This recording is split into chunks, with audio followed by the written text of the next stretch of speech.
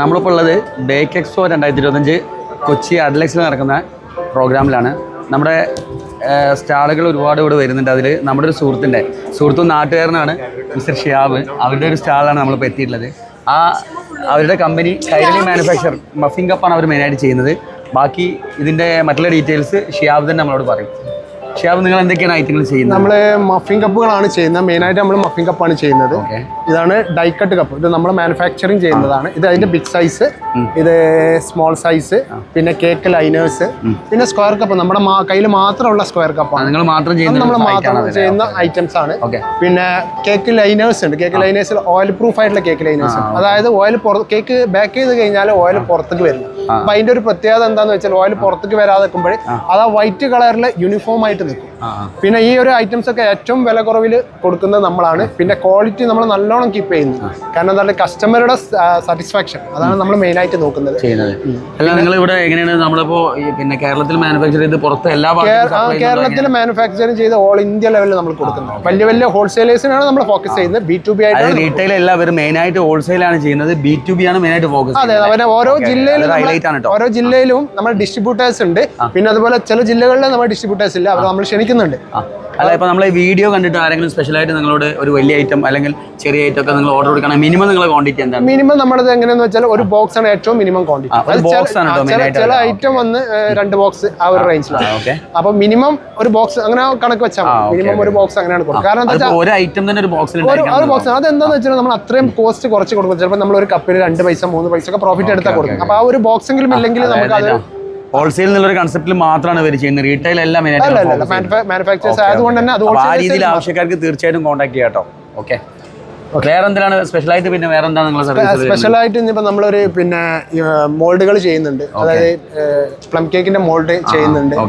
പിന്നെ അതുപോലെ കളർ, അതായത് ഇപ്പൊ നമ്മൾ ഈ റംസാൻ പെരുന്നാള്, ക്രിസ്മസ്, ന്യൂ ഇയർ ഒക്കെ വരുമ്പോൾ എല്ലാവരും നല്ല കളർഫുൾ കപ്പിലിടാനാണ് നോക്കാറ്. അപ്പൊ അതിന്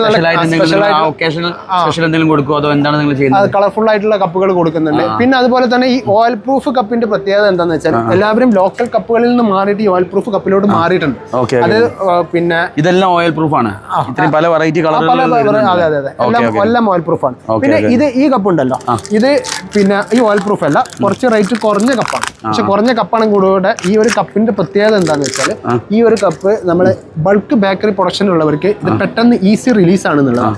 അതായത് ഇതിന്റെ ഓരോ മാനുഫാക്ചറിംഗിൽ സാധാരണ മൂവ് ചെയ്യാനാട്ടോ ഇതൊന്നും സ്പെഷ്യലായിട്ട് ശ്രദ്ധിക്കേണ്ട സംഭവമാണ്. പെട്ടെന്ന് എടുത്താൽ കിട്ടും. പക്ഷെ നമ്മുടെ നാട്ടിൽ കിട്ടുന്ന ചില കപ്പുകള് അത് ഇവർക്ക് പെട്ടെന്നാവില്ല. വർക്ക് ഒരുപാട് പിന്നെ ഡിലേ ആവും. ഏറ്റവും കൂടുതൽ ലേബേഴ്സിന് ഇത് ചെയ്യുന്ന ബേക്കറി മാൻസിനാണ്, അതായത് ബേക്ക് ചെയ്യുന്ന ആളുകൾക്കാണ് ഒരുപാട് ഉപകാരപ്പെടുന്നത്. പക്ഷേ ഇത് അവരെ ഓണേഴ്സ് അറിയുന്നുണ്ടാവില്ല.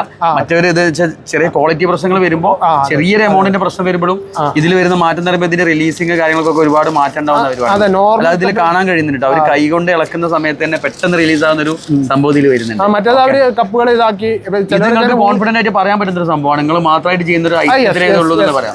ഓക്കെ, അത് പ്രത്യേകം ശ്രദ്ധിക്കണം.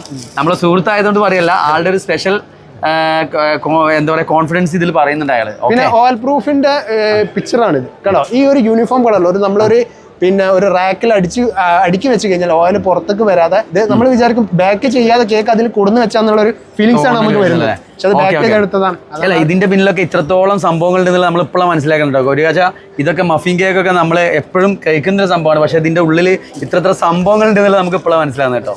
ഓക്കെ, പിന്നെ അതുപോലെ തന്നെ ഇത് ഫുഡ് കണ്ടെയ്നറാണ്. അതായത് ഫുഡ് കണ്ടെയ്നർ എന്ന് മാത്രമുള്ളതല്ല, ഇത് ബേക്ക് ചെയ്യാൻ പറ്റുന്നതാണ്. ഇപ്പൊ പ്ലം കേക്ക് മോൾഡൊക്കെ അത്യാവശ്യം നല്ല കോസ്റ്റ് വരുന്നു. നമ്മളിപ്പോ ചൈനയിൽ നിന്നൊക്കെ ഇമ്പോർട്ട് ചെയ്യുന്ന നല്ല കോസ്റ്റ് വരുന്നത്. സ്റ്റാൻഡേർഡ് ബേക്കറികളിലൊക്കെ കാണുന്ന ഒരു ഐറ്റം കാണുന്നതാണ്. ഇത് നമുക്ക് ഡയറക്റ്റ് ബാക്കബിൾ ആണ്. നമ്മള് പിന്നെ ഓവനിൽ കയറ്റി ബാക്ക് ചെയ്തിട്ട്, അതുപോലെ തന്നെ ഇത് ഈ ഒരു ടോപ്പ് ഇട്ടിട്ട് നല്ല എയർ ടൈറ്റ് ആയിട്ടുള്ള ടോപ്പാണ്.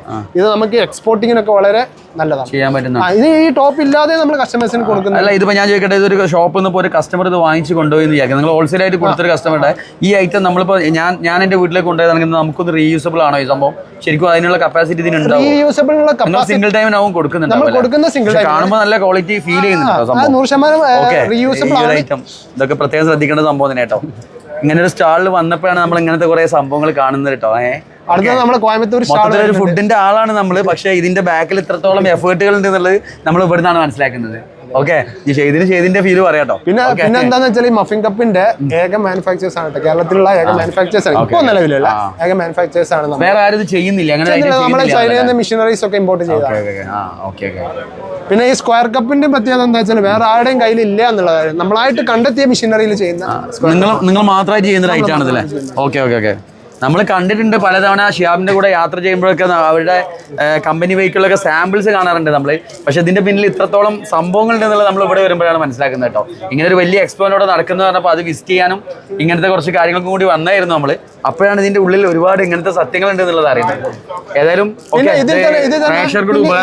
ഒരു വ്യത്യാസം എന്താ വെച്ചാൽ ഈ കപ്പ് തന്നെ ഈ സെയിം ഓയിൽ പ്രൂഫ് കപ്പ് തന്നെ നമുക്ക് പിന്നെ ഇതിലും റേറ്റ് കുറഞ്ഞിട്ട് വളരെ ചീപ്പ് റേറ്റിൽ നമുക്ക് കിട്ടാനുണ്ട്. പക്ഷെ അത് ബാക്ക് ചെയ്യുമ്പോൾ ഇതിന് ഗ്രാവിറ്റി എന്ന് പറയുന്ന ഒരു സംഭവം. ഇപ്പൊ നമ്മള് ഒരു 3 ഗ്രാവിറ്റി ഉള്ള ഒരു കപ്പിലാണ് പിന്നെ നമ്മൾ ബാക്ക് ചെയ്യുന്നുണ്ട്. 10 മിനിറ്റിനുള്ളിൽ അത് ബാക്ക് ചെയ്തിരിക്കണം. അതിൽ മാവ് ഒഴിച്ചാൽ അതിൽ ഓയിൽ ലീക്കേജ് വരും. ഇത് 10 ഗ്രാവിറ്റിയാണ്. അതുകൊണ്ട് ഒരു കസ്റ്റമേഴ്സും നമ്മൾ കംപ്ലൈന്റ് വരാറില്ല. ഇത് നിങ്ങൾ ബാക്ക് ചെയ്യുന്നതുകൊണ്ട് എത്ര ഹവർ വേണമെങ്കിലും അത് അങ്ങനെ വെച്ചാലും കൂടെ ഓയിൽ ലീക്കേജ് വരും. അതായത് ഈ ബേക്ക് ചെയ്യുന്ന സമയത്തിന്റെ ടൈമാണ് നിങ്ങൾ ബാക്ക് ചെയ്യുന്നതിന് മുന്നേ നമ്മൾ മാവ് ഇട്ടിട്ട് ടേബിളിൽ വെക്കുമല്ലോ, അത് ആ ഒരു സമയം 10 മിനിറ്റിന്റെ ഉള്ളിൽ ലീക്കേജ് വരുന്ന കപ്പുകളുണ്ട്.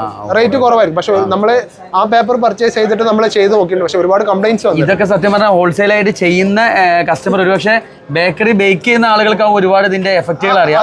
പർച്ചേസ് ചെയ്യുന്ന ഒരു എന്താ പറയാ പർച്ചേസറെ സംബന്ധിച്ചിടത്തോളം ഇതൊന്നും ഇത്ര ഡീറ്റെയിൽ ആയിട്ട് കമ്പനികളൊക്കെ ആകുമ്പോൾ അത് ശരിക്കും ശ്രദ്ധിക്കേണ്ടതാണ്. ബേക്ക് ചെയ്യുന്ന ബേക്കിംഗ് മാൻ ആണ് ശരിക്കും അത് ഇവരോട് പറഞ്ഞു കൊടുക്കേണ്ട സംഭവമായിട്ടുണ്ടാവും അല്ലെ. പർച്ചേസ് ചെയ്യുന്ന ആളുകൾ ഒരുപക്ഷെ ചിലപ്പോൾ ചെറിയ പൈസക്ക് വേണ്ടിയിട്ടൊക്കെ ഒരു ബാർഗൈനിങ്ങും കാര്യങ്ങളൊക്കെ തീർച്ചയായിട്ടും ഉണ്ടാവും.